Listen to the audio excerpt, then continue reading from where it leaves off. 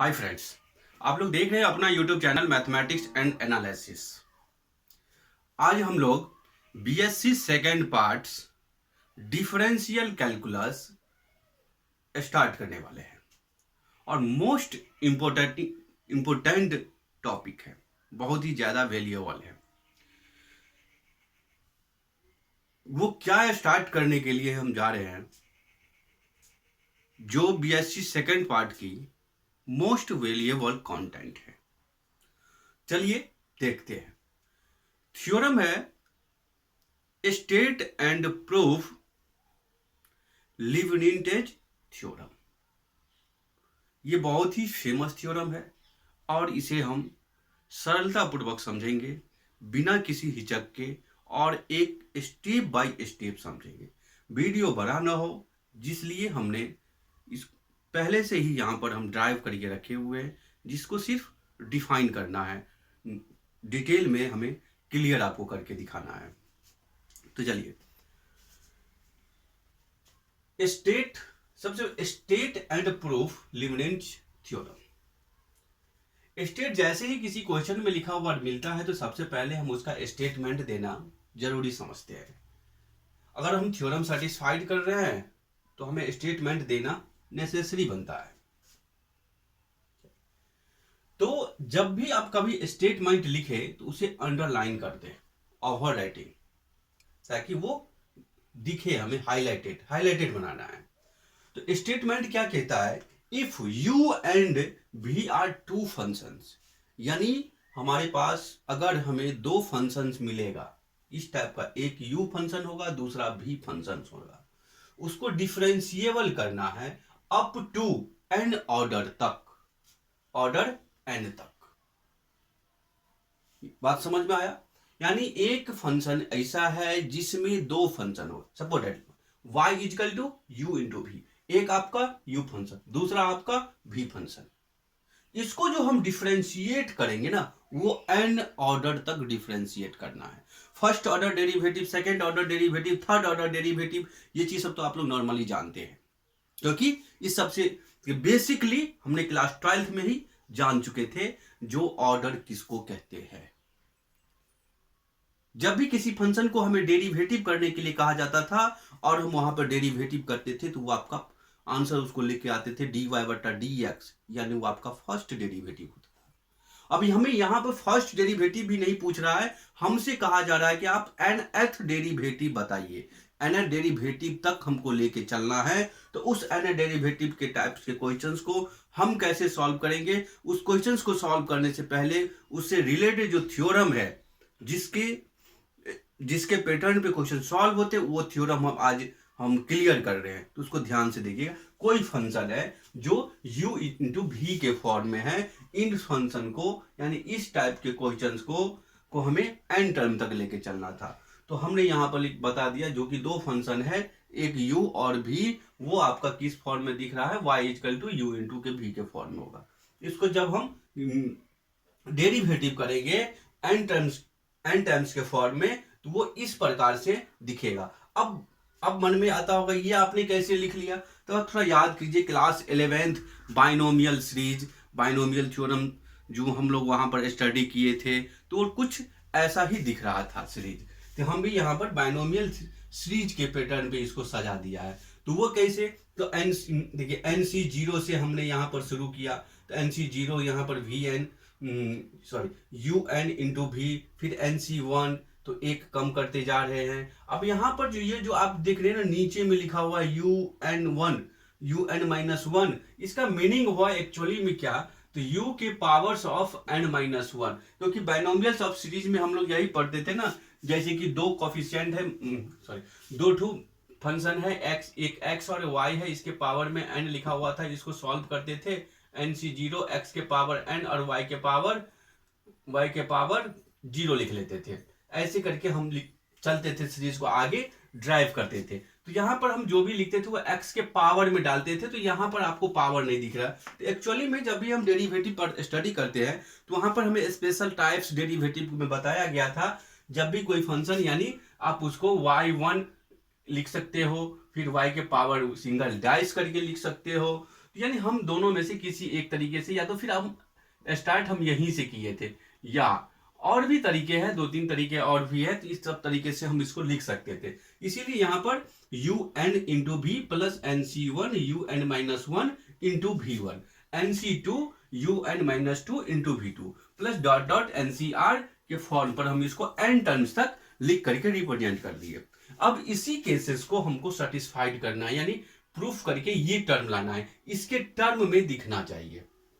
ठीक है, इतनी बातें, स्टेटमेंट तो समझ में आया। स्टेटमेंट हम कैसे लिखेंगे? लिखेंगे if u and v are two functions differentiable up to n terms and y equal to u into v। ठीक, उसके बाद हम एक yn का सीरीज जो है वो लिख करके दिखा देंगे, आपका स्टेटमेंट क्लियर हो जाएगा। ठीक, उसके बाद आता है जो हम इस स्टेटमेंट को प्रूफ कैसे करें। एक स्टेटमेंट है, उस स्टेटमेंट को प्रूफ क्या करें, क्योंकि लिवलिन थ्योरम था ना, तो इस थ्योरम में हमें क्या सेटिस्फाइड करना था, तो वो हमें स्टेटमेंट से पता चला। चलिए, लिवलिन थ्योरम को अगर हमें प्रूफ करना है तो हमें ये प्रूफ करना है। चलिए ठीक है, अब हम यहां से इसी पार्ट से इसको हम प्रूफ करके ये फॉर्म दिखाएंगे। क्लियर है? तो चलिए, सबसे पहले हमने क्या किया, let y equal to u into v, y equal to u into v, इसको डिफ्रेंशिएटिंग करना है, किसके फॉर्म में करना है, अब तो x के फॉर्म में करना है।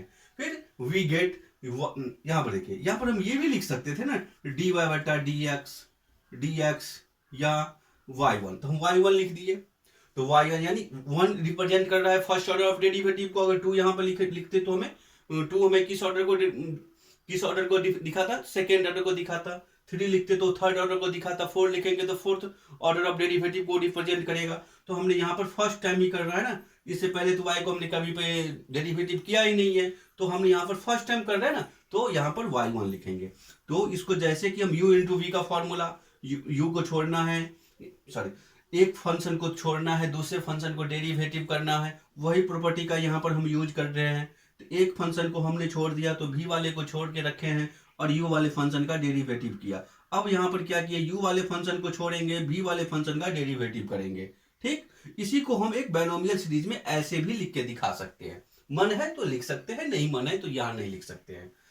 इच्छा के ऊपर डिपेंडेबल है ये लाइन बाबू। आपका इच्छा है तो ये लाइन लिखने को तो लिख लीजिएगा, नहीं लिखने का इच्छा होगा तो नहीं लिखिएगा। क्लियर? अगेन डिफरेंशिएटिंग हम कर रहे हैं, यानी इसी फंक्शन को हम दोबारा रिप्रेजेंट करते हैं। यानी जब भी हम सेकंड ऑर्डर ऑफ डेरिवेटिव पढ़े थे, क्या एक फंक्शन उसका डेरिवेटिव निकाल लेते थे, फिर हम जो डेरिवेटिव मेरा आंसर आया उसका हम डेरिवेटिव करते थे, तो हमें सेकंड ऑर्डर मिलता था।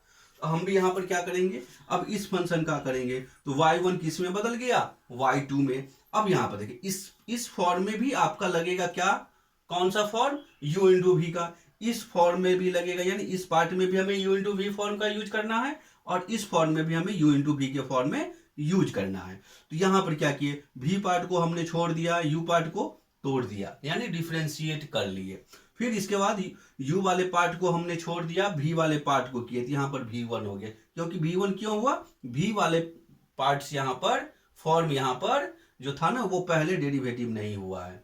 ठीक, सिमिलरली यहाँ पर भी करेंगे। अब इसको थोड़ा अरेंज करना है, तो क्यों अरेंज करेंगे, क्योंकि देखिए यहाँ पर u1 v1 दोनों पार्ट है। बॉक्स को हटाइएगा, ये दोनों पार्ट्स आपस में जुट जाएंगे, कितना मिलेगा, ये मिल जाएगा। ठीक, और ये दोनों पार्ट्स तो आपके सिमिलरली आ जाएंगे। इसको हम एक थोड़ा सा बायनोमियल सीरीज पे लिख करके दिखा दिए।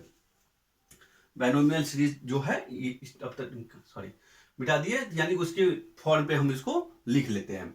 चलिए, अब हम आते हैं यहाँ पे सिमिलरली वाले पार्ट्स पे। सिमिलरली यानी एक पार्ट हमने यहाँ पर y1 करके दिखा दिया, y2 करके दिखा दिया। ठीक उसी तरीके से हम यहाँ पर अरेंज कर लिए। अरेंज कैसे करते हैं, तो थोड़ा ध्यान दीजिएगा, अरेंज कैसे किए।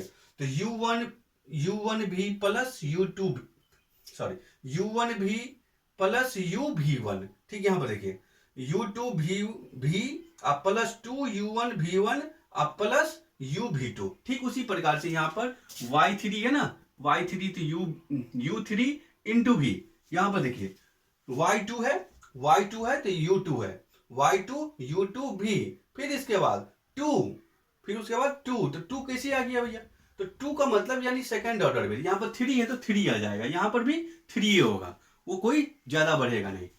तो चलिए ठीक उसी प्रकार से हम इसको अरेंज कर लेते हैं। किस फॉर्म में इसको अरेंज किया, तो बाइनोमियल के फॉर्म में अरेंज किया। तो यहाँ पर भी हमने लिख करके दिखा दिया है, बाइनोमियल के फॉर्म में आप इस तरीके से उसको अरेंज कर, जैसे इस फॉर्म को अरेंज किए हैं सिमिलरली इसी प्रकार से भी यहाँ पर भी किए हैं। ठीक है, ये लाइन भी समझ में आया होगा। अगर नहीं आया होगा तो आप हमको कमेंट करके बताइएगा। चलिए तब फिर आगे क्या करते हैं, डॉट डॉट कर दिए, यानी खाली स्थान छोड़ दिए, यानी सिमिलरली इसी टाइप से दिखने वाला बहुत सारा हम सीरीज लिख सकते हैं। अब हम एंड टाइम से कह रहा है ना, क्योंकि इसका एंडिंग वर्ड तो कुछ है ही नहीं, मान के चलना होगा। तो इसके लिए हमने यहाँ पर क्या किया, एक खाली बॉक्सेस बना करके यानी डॉट डॉट करके यहाँ पे बहुत सारी टर्म्स लिखे जाते हैं। इस चीज को सूचित करने के लिए हमने यहाँ पर डैश डैश का यूज किए हुए हैं। फिर कहता है आगे चलिए, the result holds for n is equal to 1 2 3, यानी y3 तक है ना, तो हम यहाँ पर n का वैल्यू 1 2 3 तक ही रिप्रेजेंट करेंगे। अगर 4 चलेंगे तो 4 तक लिख के दिखाएंगे, अगर हम 2 पर ही रुक जाएंगे तो 2 ही लेके चलना है। क्लियर, तो n का वैल्यू आपने यहाँ पर 1 2 3 क्यों लिया, ऐसा भी मन में डाउट आता होगा। तो चलिए थोड़ा सा सब्र कीजिए, हम बैक होते हैं यहाँ से। देखिए n के फॉर्म में ना, तो ये n आपका क्या होगा, सिंपल सी है, बाइनोमियल सीरीज की है फंक्शन है, तो वो n आपका क्या होगा, नेचुरल नंबर होगा।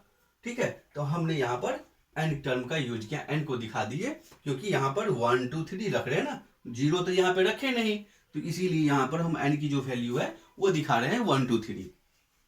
उसके बाद आता है if possible let us suppose that for n बराबर m, यानी मान लिए कि अगर n का वैल्यू 1 2 3 हो सकता है, तो ठीक उसी प्रकार से एक हम अलग नेचुरल नंबर के रूप में लेके चलते हैं, जैसा कि हमने मैथमेटिकल इंडक्शन में पढ़े स्टडी किए हुए थे। मैथमेटिकल इंडक्शन में जब हम स्टडी किए थे, ठीक उसी प्रकार से यहाँ पर 4m बराबर हम m मान लिए। क्लियर है। उसके बाद y इजिकल टू यानी n के पोजीशन पर हमने क्या किया, m को रिप्लेस कर दिया। n के पोजीशन पर हमने क्या किया, m को रिप्लेस कर दिया। तो किस पोजीशन पर, तो भैया ये वाला जो टर्म था ना, इसी वाले टर्म पे लिख के लाके रख दिए। ठीक है, अब उसके बाद इस वाले टर्म को यानी m वाले फॉर्म को डिफरेंशिएट करते हैं, और वैसा ही डिफरेंशिएट करेंगे जैसा कि हमने यहां पर y is equal to u into v वाले पार्ट को किए थे। इसमें दो फंक्शन दिख रहा था, तो यहां पर भी हमने यू इंटू भी का फॉर्मूला का यूज किया था। तो इसमें भी प्रत्येक टर्म में यानी इसको भी हम यू इंटू भी के फॉर्म पे डिफरेंशिएट करेंगे, इस वाले पार्ट को भी हम यू इंटू भी के फॉर्म पे इसको भी हम यहां पर डिफरेंशिएट करेंगे। यहां पर इस वाले पार्ट को भी इस वाले पार्ट को भी करेंगे, और देखेंगे यहां पर जो आपका MC1 है ये आपका कांस्टेंट है, ये आपका कांस्टेंट है। क्लियर है, यानी जितने भी ये आपका है ना, ये सारे के सारे आपका कांस्टेंट लेटर है। क्लियर। अब उसके बाद आता है नंबर डिफरेंशिएटिंग करके। जब आप डिफरेंशिएटिंग करोगे यहाँ पे तो इस टाइप के मिलेंगे। कैसे मिल जाएंगे, तो थोड़ा सा ध्यान दीजिएगा। देखिए इस MC1 से पीछे तो MC0 होता है ना, आप लिखना चाहते हैं तो लिख सकते हैं। ठीक है, इसलिए हमने यहां पर लिख करके आपको दिखा दिया, ताकि इसके इस टर्म के लिए भी आपको कंफ्यूजन ना हो। हम लिख भी सकते हैं, नहीं भी लिख सकते, क्योंकि इसकी वैल्यू 1 होता है। क्लियर, इसका वैल्यू 1 होता है। जब इसका आप किए m भी वाले टर्म को छोड़ दीजिए, इसका जब डिफरेंशिएट किए तो एक m में आकर के जुट गया। ठीक है, फिर उसके बाद भी वाले पार्ट को छोड़ दिए थे यहां पर, अब हम यहां पर um वाले पार्ट को छोड़ेंगे तो भी आपका v1 हो जाएगा। ये तो क्लियर है। अब यहां से हम MC1 को कॉमन कर लेते हैं। MC1 को हम कॉमन करते हैं, तो MC1 को जैसे कॉमन करेंगे और इस वाले पार्ट को अगर हम डिफरेंशिएट करेंगे तो हमें कुछ ऐसा देखने को मिलेगा।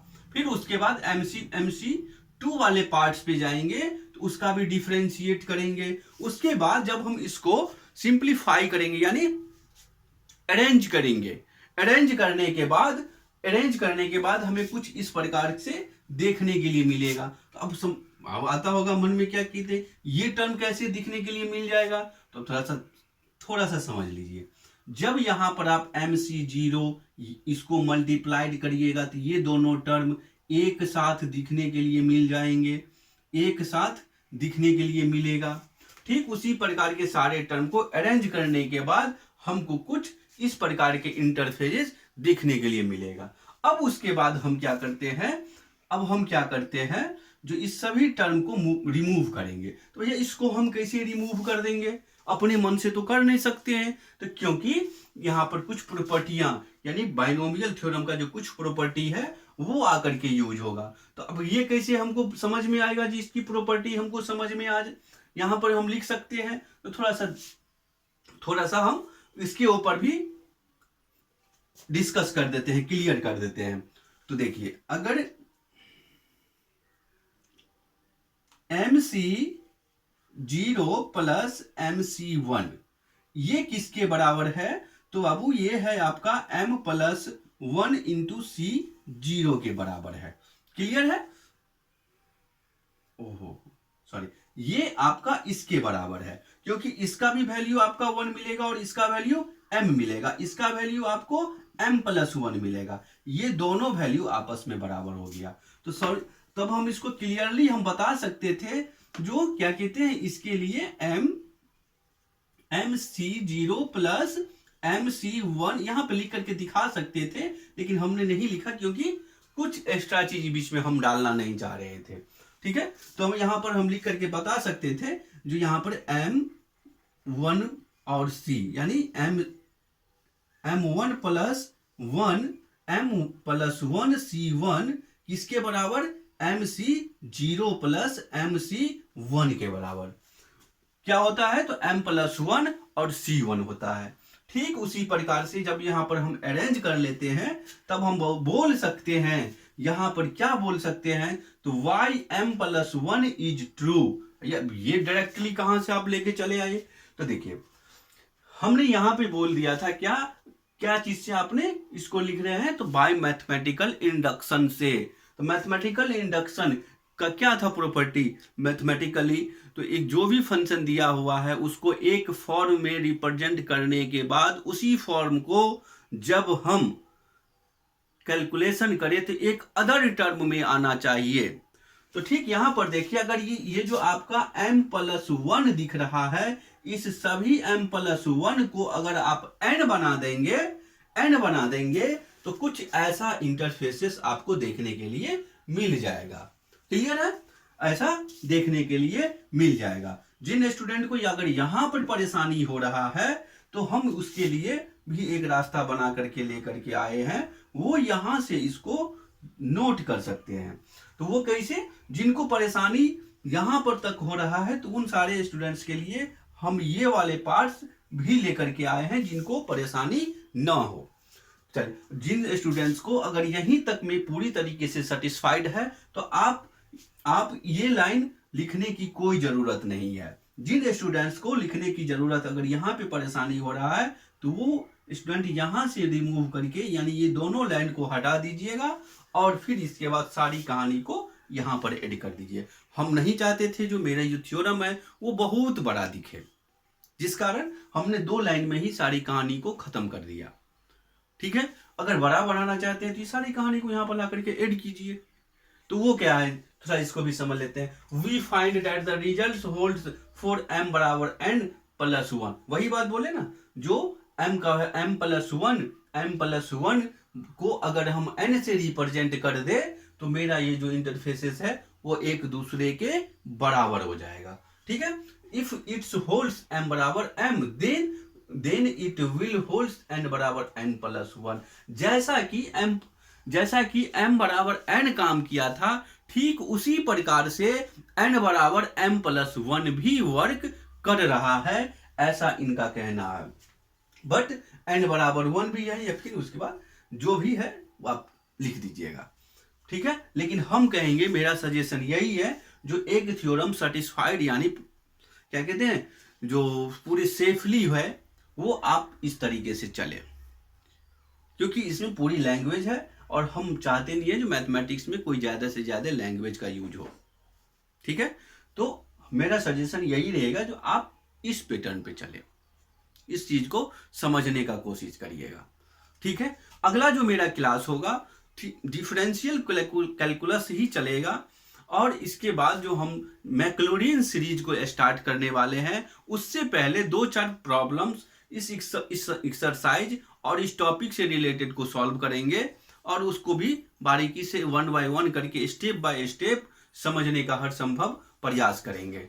हम उम्मीद करते हैं जो आप लोगों को ये वीडियो पसंद आया हो, और अगर पसंद आया है तो हमारे चैनल को लाइक, सब्सक्राइब, शेयर जरूर करिएगा। और तब तक के लिए हम विदा चाहते हैं। Okay, bye.